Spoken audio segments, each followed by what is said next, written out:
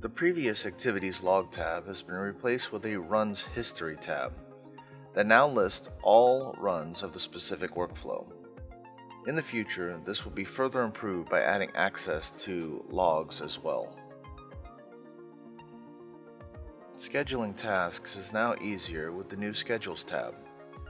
Now you can have multiple schedules attached to a single workflow. You could toggle them on or off easily and delete schedules you no longer wish to run. By default, the bot runner's name is the same as the machine name. As this can be confusing, you can now change this name in the bot runner settings. Bot runners can now be deleted.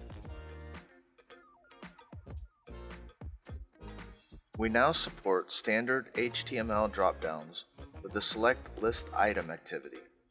As you can see here, once you have selected a dropdown element from a web page, the activity lists all the possible options for this dropdown for easy access within Studio.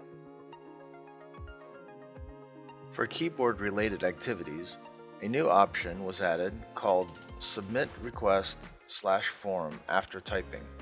This allows you to enter text into an element and hit the Enter key automatically after typing. Previously, you could only do this with a hotkey.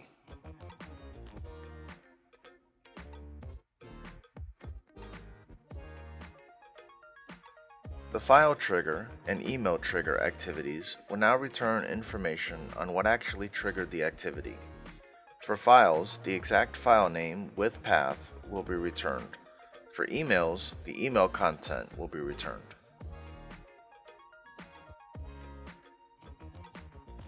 The block input activity has been changed. It can now distinguish between activities performed by the user and activities performed by the bot, and blocks the user's activity only. Previously, it would block both. The Office 365 Read Emails activity now has the same filtering that the base Read Emails activity has. If you only have one workflow open, it is now possible to close this workflow.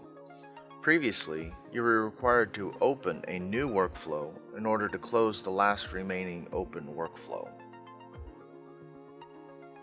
If elements in the canvas are pasted, the focus is now on the newly pasted activity rather than the original activity.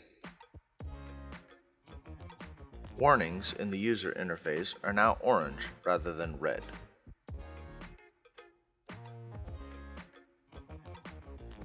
The Execution tab is now also present in the bot runner settings.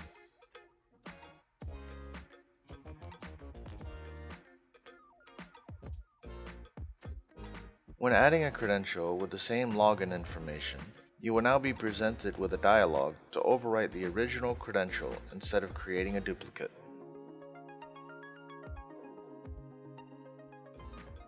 Stay tuned and happy automation!